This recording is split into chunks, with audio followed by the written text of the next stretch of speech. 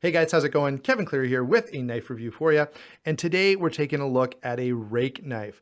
And I've got to say, I am actually pretty stoked to bring you this video. I've been excited to make it for a while now. This is the P848, and I honestly think that this is the standout knife from Ruike Knives for 2018. I do have one glaring issue with it. I'd love to hear you try to guess what that issue is down in the comments below, but I'd also love to hear you guys tell me what you think your favorite knife is for 2018. It doesn't have to be a rake. From all the knives that are out there, which one do you like the best? I actually, I'm going to call this pretty early, but I'm fairly confident that this knife is going to be on my best knives of the year list. I like it that much. So having gotten all that stuff out of the way, let's go ahead and start looking at the specs the way that we normally do. So size and weight on this guy, we have 8 inches overall. The blade length is 3 3/8, although if you notice how the handle comes up quite a bit there, so the cutting edge is longer than that at about 3.5 inches. Handle length overall is going to be 4 5/8, and the grip area, that is where your hand can hold, is about 4 inches on this knife. The weight on here is maybe a little hefty for its size, but certainly not a heavy knife. 3.6 ounces is what you're looking at here. And in terms of how this knife carries, it is exceptionally good. It's slim. I love that teardrop shape.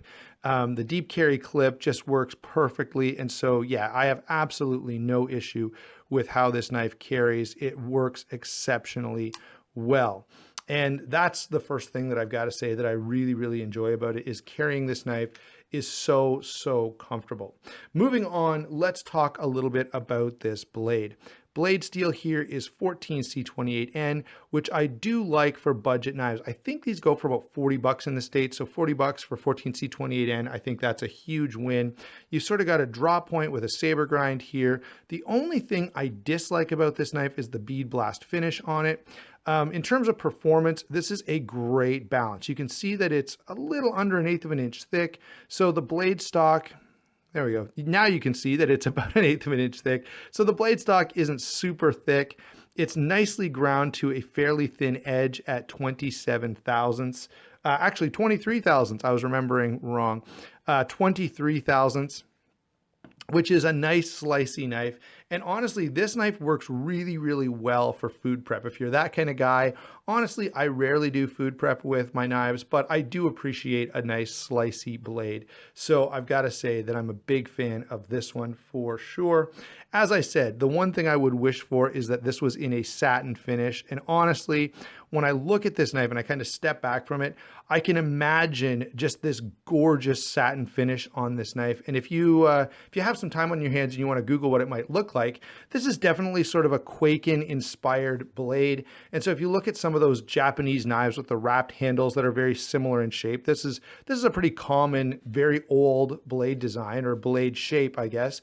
Really, I think well implemented in this sort of minimalist modern form.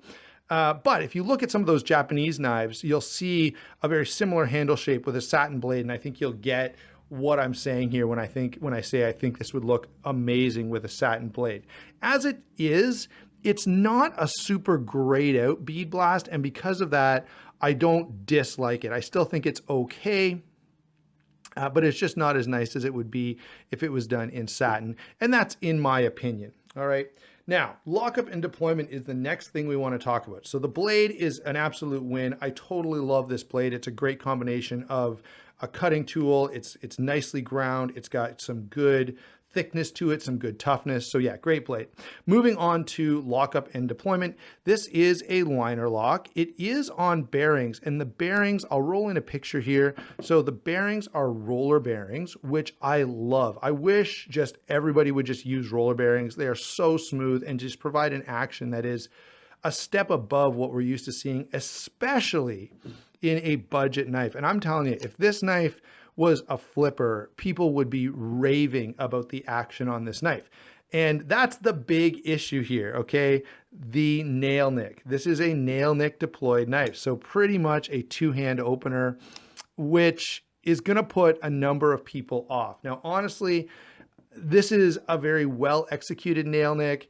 It's got enough grip. I wish, okay, that they gave me just a little more space to access that, because I would like to use not my nail. I would actually like to use sort of the fat of my thumb, but you really can't get a hold of this blade. You can really only get your nail in there. So that does make it a two-handed opening knife. It would still be a two-handed opening if you could pinch that blade just a little bit. It would just be a little bit more comfortable. My nails tend to run soft, so I'm not in anything that uses the ends of your nails doesn't work well for me. This barely gets there, so I do struggle to open this once in a while. And that is my single biggest gripe about this knife. The action on it is phenomenal. It just feels so smooth and so good. The lockup is nice. The liner is very attractive. A little bit thin for me. I would have liked to see thicker liners here, but as we've talked about many, many times before, that is not a huge thing in a knife. Basically, the liner is there to keep the knife from closing when you don't really want it to. It's not so much there to be tough. Like, you should never be putting negative pressure on your knife. And if you are going to be doing that, then you definitely want to use a fixed blade. You never want to count on that lock to keep your fingers from getting cut off. All right. So lockup and deployment is the big challenge here. Well, it's very smooth. The lockup is very solid. There's no blade play of any kind. It even feels very quality, which I do appreciate. The glaring issue, of course, is that nail nick, and I wish they had done something else. Although, having said that, I get the desire to make this knife legal in more places. And so I absolutely understand. And I do think there's a good place. And so if you live in one of those countries where you have to have a two-hand opening knife, then I think you'll really, really appreciate this, because it has all the smoothness, it has all the quality of any modern folder. In fact, better quality than many, but it is going to be legal for those places where you have to have the two-hand opening. Now, what I would love to see, okay, if there was a knife genie out there who could grant me 3 wishes and modify knives the way I wanted them, I would love to see this done with a thumb stud or a flipper. And I guess if you're going to keep this design, you'd have to go with a flipper, because there's not enough room for a thumb stud here.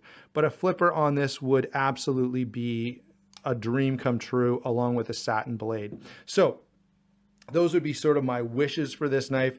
As it is, those things to me are not deal breakers. I still enjoy this knife. I still carry it an awful lot, way more than honestly you guys would probably suspect. Considering the knives in my collection that I have access to, that I have the option of carrying, the fact that this knife gets carried as often as it does, which is probably, for review, I've carried it extra, but even when I'm not really thinking about reviewing it, I still end up carrying it 2 days a week probably. So that tells you just how good this actually is.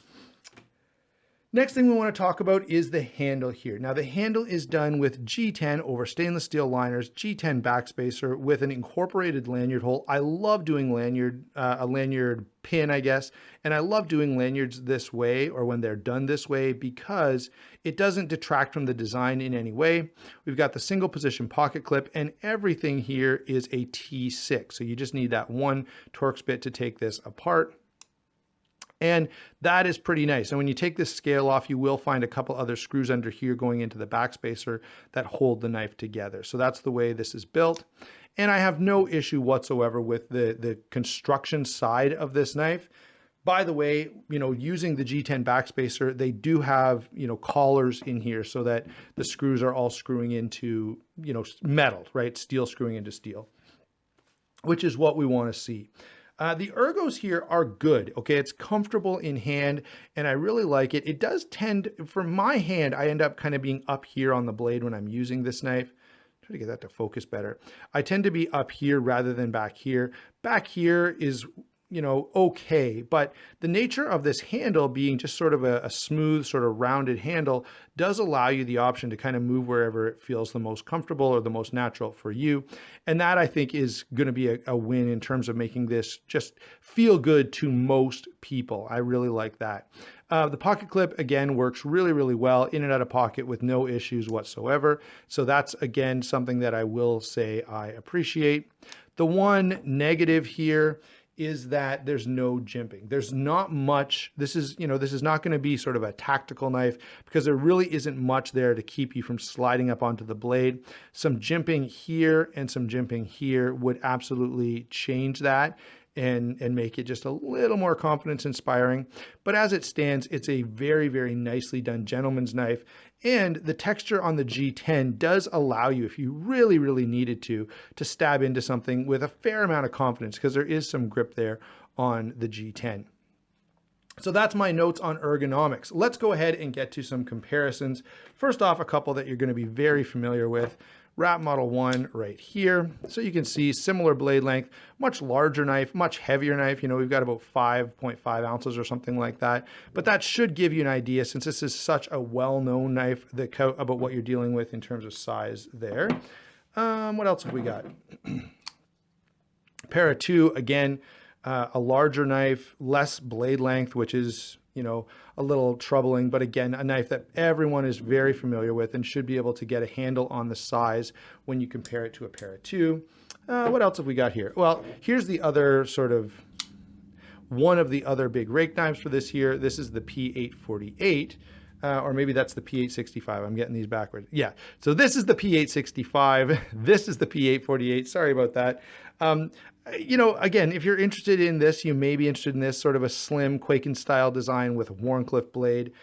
Much, much lighter, which is great on this knife. In terms of 14C28 and steel, here is a Kershaw Knockout. Really useful blade that I definitely enjoy. And in terms of, you know, similar construction and very similar pocket clip, by the way, I'm fairly certain that the Tangram knives are being made by the same people that are doing the rake knives. I haven't heard an official word on that yet, but the components are so similar that it makes me suspect that to be the case.